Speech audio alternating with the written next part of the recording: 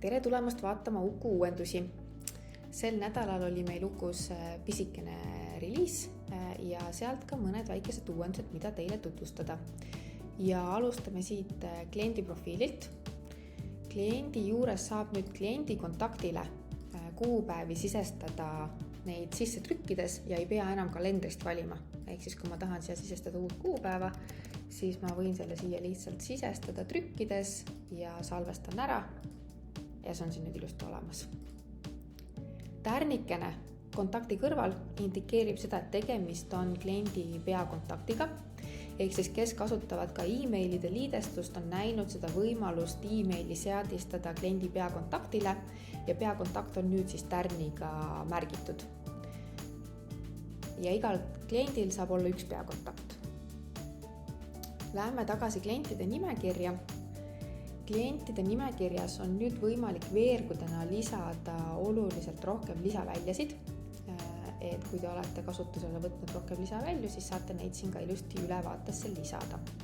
Ja kui te tahate ehitada seda vaadet natukene teistmoodi ülesse, et veerud oleksid teises järjestuses, siis seda saab teha niimoodi, et võtate siit hetkel kuvatavad veerud maha ja lisate veerud tagasi selles järjekorras, mis järjekorras te tegelikult neid veerge siin vaates näha tahate.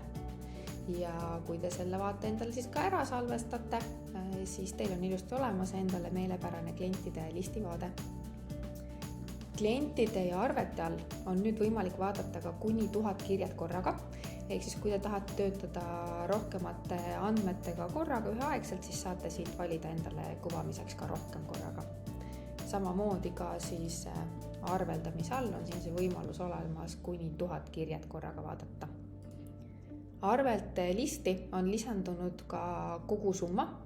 Ehk siis ma näen siin nimekirja all summad kas välja filtreeritud arvetest või siis kui ma valin konkreetsed arved, siis just nende valitud arvete summa netos. Lisavõimalusena on veel ka nüüd arveldamisele lisandunud võimalus välja lülitada e-maili teel arvete saatmine kliendile. Et Ukust on võimalik siis arveid erinevat viisi välja saata. Üks võimalus on saata neid e-mailiga kliendile, teine võimalus on neid näiteks eksportida oma raamatupidamistarkvarasse.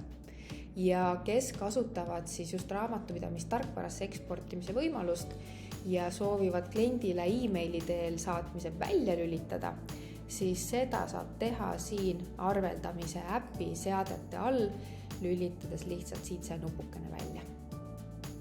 Ja see ongi tänaseks kõik.